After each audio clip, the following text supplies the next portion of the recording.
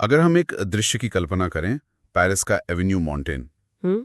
ये शहर की सबसे महंगी और आलीशान सड़क है, बिल्कुल। जहां लिटरली हर तरफ लग्जरी है। हाँ, एग्जैक्टली हर तरफ बर्फ गिर रही है, पेड़ों पर वो सुनहरी लाइटें चमक रही हैं और हवा में महंगे परफ्यूम की खुशबू है। लेकिन इस शांत तस्वीर के बीच एक दुकान है, हैरी विंस्टन ज्वेलरी बुटीक, जहां नीली पुलिस लाइट्स तेजी से घूम रही हैं। अंदर कांच बिखरा पड़ा है, डिस्प्ले केस खाली हैं और कर्मचारी दहशत में फर्श पर बैठे हैं। ये 4 दिसंबर 2008 की शाम है। और सिर्फ 20 मिनट के अंदर 85 मिलियन यूरोज गायब हो चुके हैं। बाप रे! 85 मिलियन। और इसमें सबसे चौंकाने वाली बात ये नहीं है कि इतनी बड़ी रकम लुट गई। मतलब सबसे बड़ा शौक तो ये है कि ठीक 14 महीने पहले इसी जगह पर बिल्कुल इसी तरीके से 32 मिलियन यूरो की चोरी हुई थी। सही कहा, कुल मिला के 117 मिलियन यूरो। हाँ, शुरुआत में पुलिस को कोई सुराग नहीं मिला कि ये अभेद्य किला आखिर भेदा कैसे गया। इस कहानी की गंभीरता को समझने के लिए ये जानना जरूरी है कि हैरी विंस्टन कोई आम सड़क किनारे की दुकान नहीं है। मतलब ये दुनिया के सबसे सुरक्षित बुटीक्स में से एक था। एक तिजोरी की तरह। बिल्कुल, एक तिजोरी की तरह डिजाइन किया गया था इसे।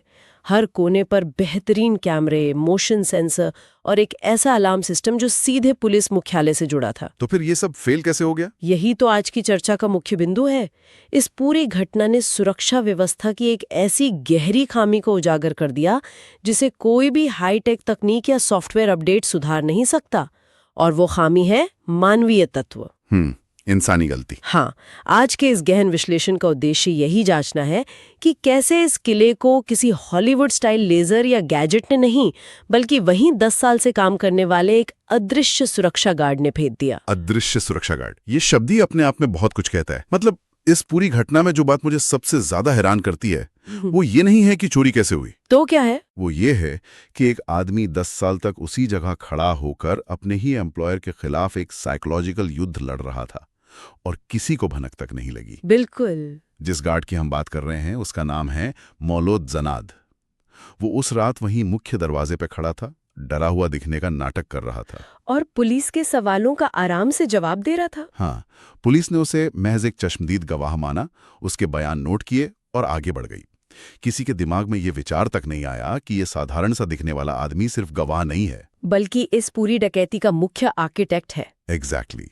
लेकिन इस दुस्साहसिक योजना के बीच कहां बोए गए ये समझने के लिए हमें उस दुनिया में जाना होगा जहां से जनाद हर सुबह आता था, क्योंकि जनाद की दुनिया उस एवेन्यू मॉन्टेन की चमक दमक से बहुत अलग थी। बहुत अलग। दोनों दुनियाओं के बीच का ये अंतर समझना बहुत महत्वपूर्ण है, क्योंकि यही वो मनोवैज्ञानिक जमीन है जहां इस डकैती की नींव रखी गई।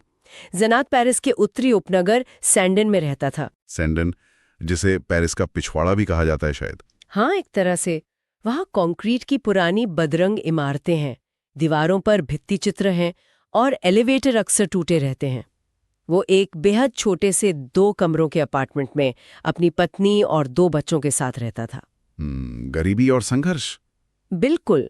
उसकी रसोई की मेज पर हमेशा न चुकाए गए बिलों का ढेर लगा रहता था। हर सुबह वो आरिया ट्रेन पकड़कर 40 मिनट का सफर तय करता था।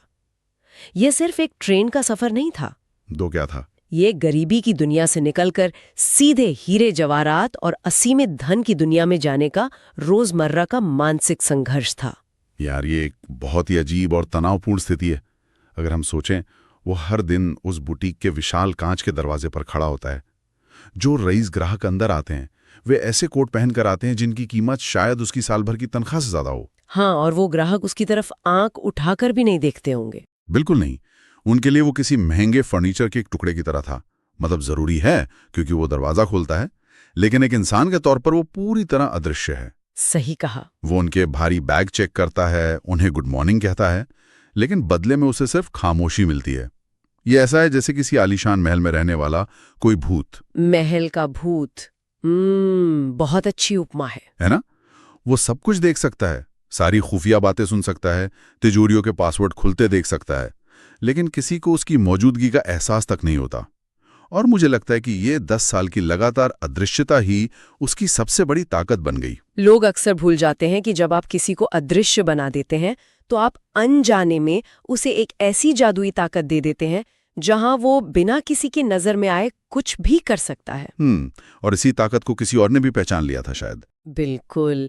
इसी अदृश्यता को डैडी याहियावी नाम के एक व्यक्ति ने पहचाना।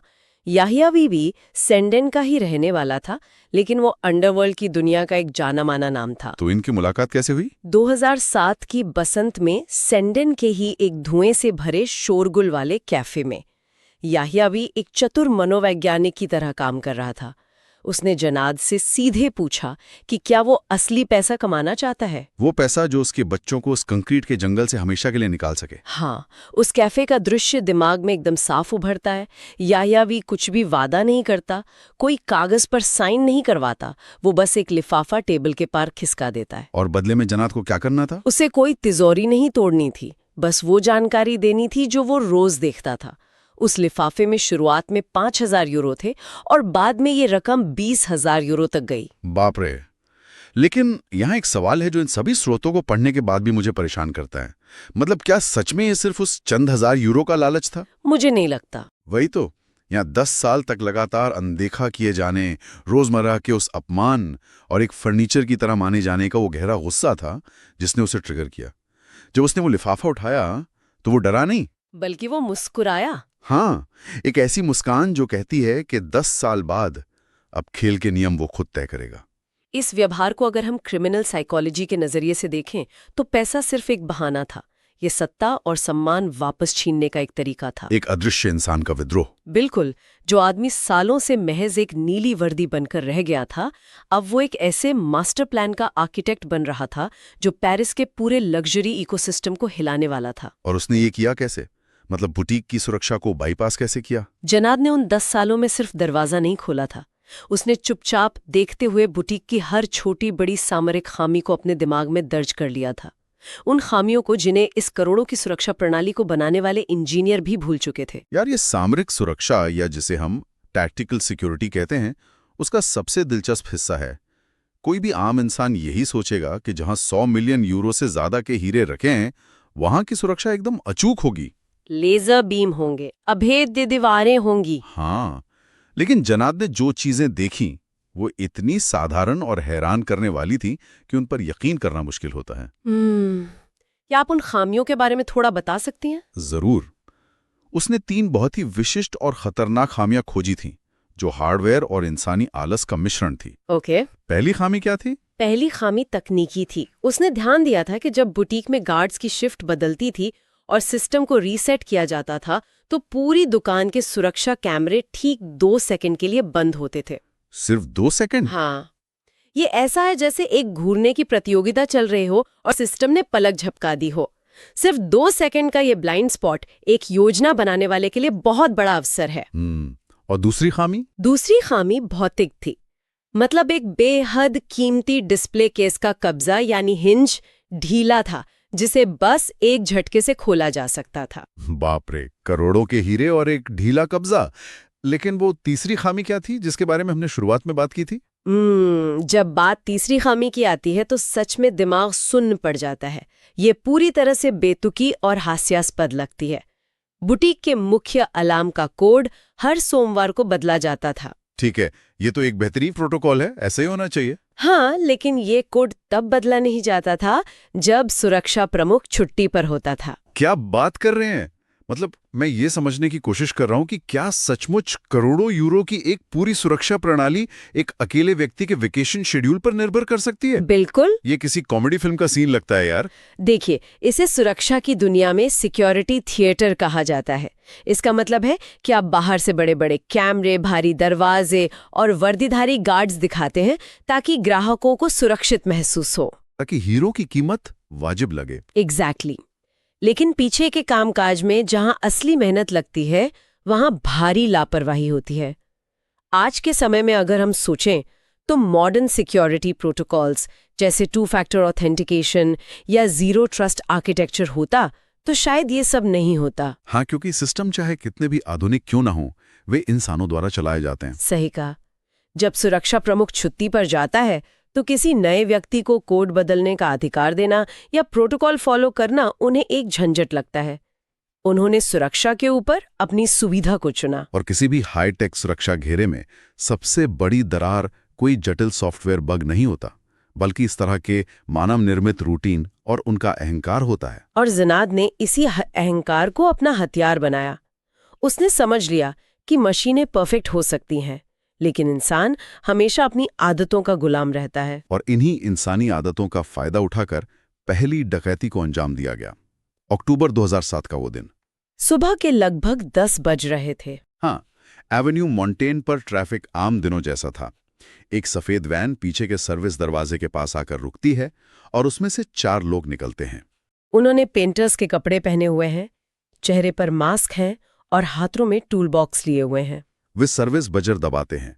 अंदर जनाद अपनी वर्दी पहन चुका है। वह सिक्योरिटी मॉनिटर पर उन्हें देखता है। और वो अच्छी तरह जानता है कि वे पेंटर्स नहीं हैं। बिल्कुल, वो उनमें से एक की चाल को पहचानता है और फिर बिना किसी घबराहट के वो बटन दबा देता है।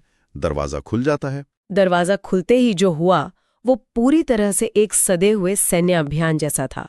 कोई फालतू शोर शराबा नहीं, कोई भागदौड़ नहीं। वे सीधे अंदर आए। उन्होंने स्टाफ और ग्राहकों को हथियारों के दम पर चुप कराया और उन्हें एक कोने में बंधक बना लिया। लेकिन इस पूरी घटना में एक चीज बहुत अजीब थी। क्या?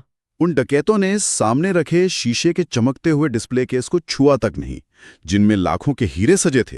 वे सीधे उन 3 छिपे हुए तिजोरियों की तरफ गए।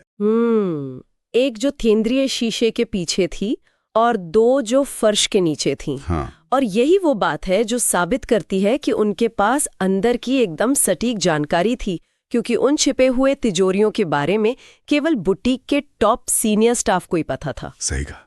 किसी बाहरी लुटेरे को ये मालूम ही नहीं हो सकता था कि असली खजाना डिस्प्ले में नहीं बल्कि फर्श के नीचे छुपा है। उन्होंने बिना कोई समय बर्बाद किए उन तिजोरियों को खोला। सिर्फ 15 मिनट लगे। सिर्फ 15 मिनट? उस खौफनाक शांति के बीच 15 मिनट में वे 32 मिलियन यूरो के हीरे और घड़ियां लेकर उसी सर्विस दरवाजे से गायब हो गए। न कोई बाहर का अलार्म बजा, न किसी तिजोरी को गैस कटर से काटना पड़ा। सब कुछ इतनी आसानी से हुआ जैसे वे अपने ही घर का सामान ले जा रहे हो। बिल्कुल। अब इतनी बड़ी घटना के बाद कोई भी संस्था क्या करेगी? वो अपनी सुरक्षा को पूरी तरह से बदल देगी। हैरी विंस्टन के मैनेजमेंट ने भी यही किया। उन्होंने नई पीढ़ी के कैमरे लगाए, एक नया और जटिल अलार्म सिस्टम लगाया, नए पासवर्ड्स बनाए। लेकिन इन सबके बीच उन्होंने एक बहुत बड़ी रणनीतिक गलती कर दी। उन्होंने अपने स्टाफ में कोई बदलाव नहीं किया। बिल्कुल नहीं। ये तो वैसा ही है जैसे आप अपने फोन का ऑपरेटिंग सॉफ्टवेयर तो अपडेट कर लें, दुनिया का सबसे महंगा एंटीवायरस डाल लें, लेकिन अपने फोन का पासवर्ड अभी भी 1234 ही रखें। बहुत सटीक उदाहरण है। मतलब आपने तकनीक तो बदल दी, लेकिन जो इंसान उस तकनीक को चला रहा है, जो उस दरवाजे का एक्सेस कंट्रोल कर रहा है, उस पर आपने शक तक नहीं किया। यहाँ लग्जरी ब्रांड्स का एक और पहलू सामने आता है जिसे अक्सर नजरअंदाज किया जाता है। उनका अपना अहंकार और उनकी ब्रांड इमेज। उनकी छवि ही उनकी सबसे बड़ी करेंसी है। एग्जैक्टली। अगर वे डकैती के बाद अपने पूरे स्टाफ को निकाल देते या शक के घेरे में लाते, तो ये दुनिया के सामने स्वीकार करना होता कि उनकी सुरक्षा में अंदरूनी सेंध लग चुकी है और उन्हें अपने ही लोगों पर भरोसा नहीं है। वे अपनी ये कमजोरी अपने रईस ग्राहकों को नहीं दिखाना चाहते थे। इसलिए जनाद वहीं रहा, अपनी उसी वर्दी में, उसी विनम्र मुस्कान के साथ, उसी दरवाजे पर, और उसने फिर से अपना काम शुरू कर दिया। नई तकनीक को बारीकी से देखना और उसमें नई खामियां खोजना। और हैरानी की बात नहीं है कि उसे नई खामियां मिल भी गई। हाँ, उसे जल्दी पता चल गया कि एक नया हाई डेफिनेशन कैमरा दीवार पर आधा डिग्री झुका हुआ था, जिससे एक नया ब्लाइंड स्पॉट बन गया था जहां कुछ नहीं दिखता था। आधा डिग्री? बाप रे। और डिलीवरी गेट का जो नया टाइमर था, वो दिन में ठीक 12 सेकंड के लिए पूरे सिस्टम को बिना गार्ड के छोड़ देता था। तो ये नई जानकारी उसने फिर से सैंडिन की उसी कैफे में डैडी यायावी तक पहुंचा दी। बिल्कुल। और इस बार दिसंबर 2008 में जो योजना बनी वो पहले से भी ज्यादा दुस्साहसिक और चौंकाने वाली थी। इस बार वे पेंटर्स बनकर पीछे के अंधेरे दरवाजे से नहीं आए। उन्होंने मुख्य दरवाजे से दिन के उजाले में शान से प्रवेश करने का फैसला किया। और उनका भेष? वे महिलाओं के रूप में आए थे यार। हाँ, ब्लॉन्ड विग्स, भारी मेकअप, ऊंची एड़ी के जूते, डिजाइनर कपड़े और एक के हाथ में शनेल का एक खूबसूरत गुलाबी हैंडबैग था। एवेन्यू मॉन्टेन जैसी सड़क पर जहां लोग एक दूसरे को उनके कपड़ों, उनकी चाल और उनके ब्रांड से आंकते हैं, ये दुनिया का सबसे बेहतरीन छलावरण था। उनके महंगे पहनावे को देखकर किसी गार्ड या ग्राहक ने उन पर जरा भी संदेह नहीं किया। लेकिन जनाद ने उन्हें फिर से मॉनिटर पर देखा। हाँ, उस भारी मेकअप के बावजूद वो उनके चलने के तरीके से पहचान गया कि ये वही लोग हैं। उसने फिर से वही दरवाजा खोलने वाला बटन दबाया। वे शान से अंदर आए और उस गुलाबी शनेल बैग की चेन खोली जिसमें से लिपस्टिक की जगह एक पिस्तौल निकली। और एक दूसरे डकैत ने अपनी डिजाइनर स्लीव के अंदर से एक ग्रेनेड निकाल लिया। फिर से वही सटीकता, वही खौफनाक शांति। उन्होंने ढीले हिंज वाले सही डिस्प्ले केस तोड़े, नई तिजोरियां खोली और इस बार सिर्फ 20 मिनट में वे 85 मिलियन यूरो लूट कर चले गए। उस समय बुटीक के अंदर 15 लोग थे, लेकिन कोई कुछ नहीं कर पाया। सब कुछ एक परछाई की तरह आया और चला गया। लेकिन हर परफेक्ट योजना, चाहे वो कितनी भी बारीकी से क्यों ना बनाई गई हो, उसमें कहीं ना कहीं कोई चूक हो ही जाती है। अगर जनात की ये योजना इतनी ही अचूक थी तो पुलिस उन तक कैसे पहुंची? यहीं पर वो गुलाबी शैनल हैंडबैग इस कहानी का सबसे बड़ा सुराग बनकर सामने आता है। वो कैसे? डकैती के कुछ दूर बाद पुलिस को सड़क के किनारे वो बैग फेंका हुआ मिला।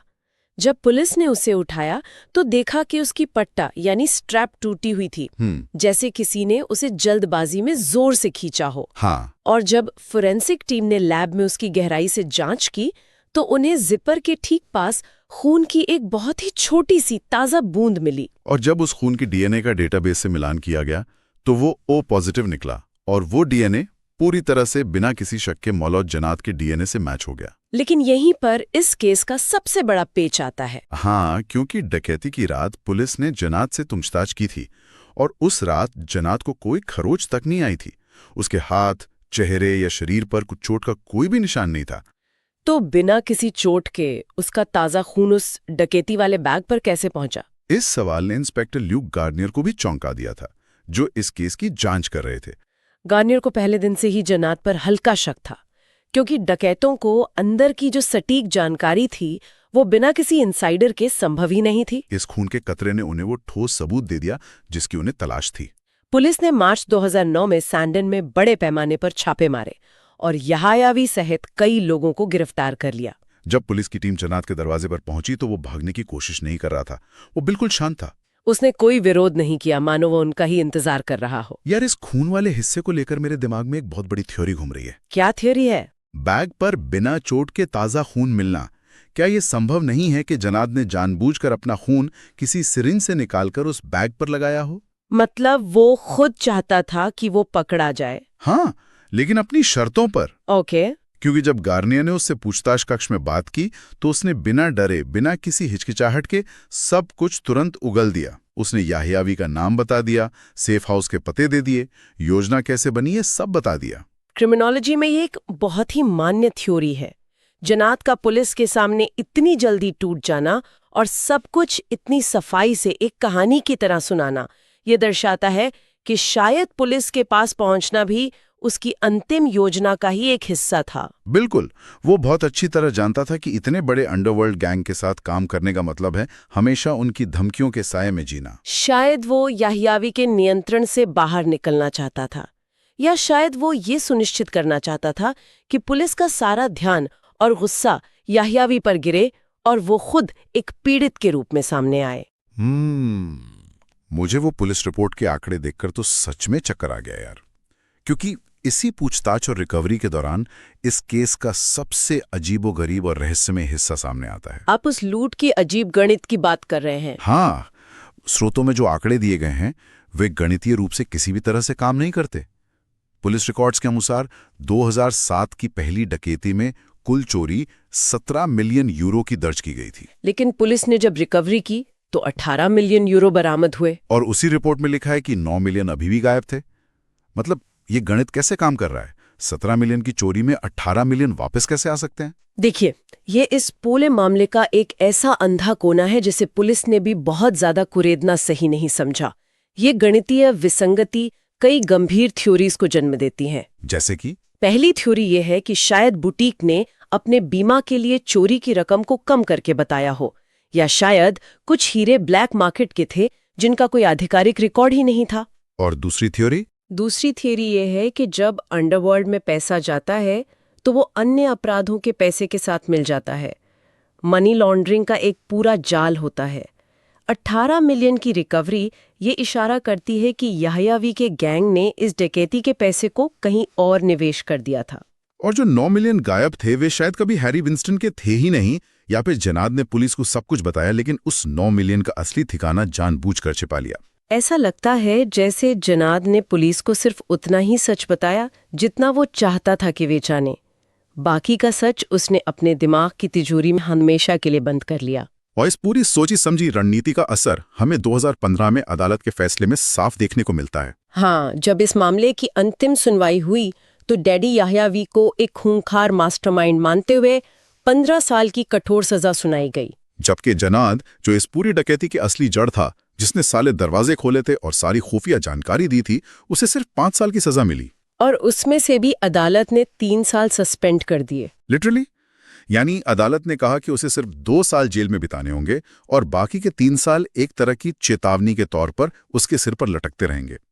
अगर उसने बाहर कोई अपराध नहीं किया तो उसे वो 3 साल जेल में भी काटने पड़ेंगे।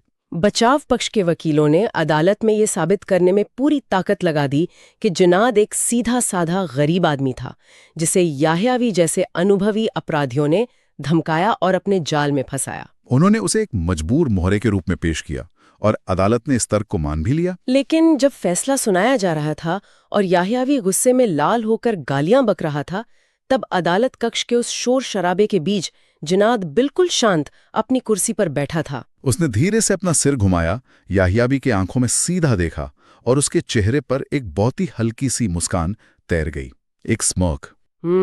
वो मुस्कान, वो हल्की सी मुस्कान ही इस पूरी कहानी का असली क्लाइमैक्स है।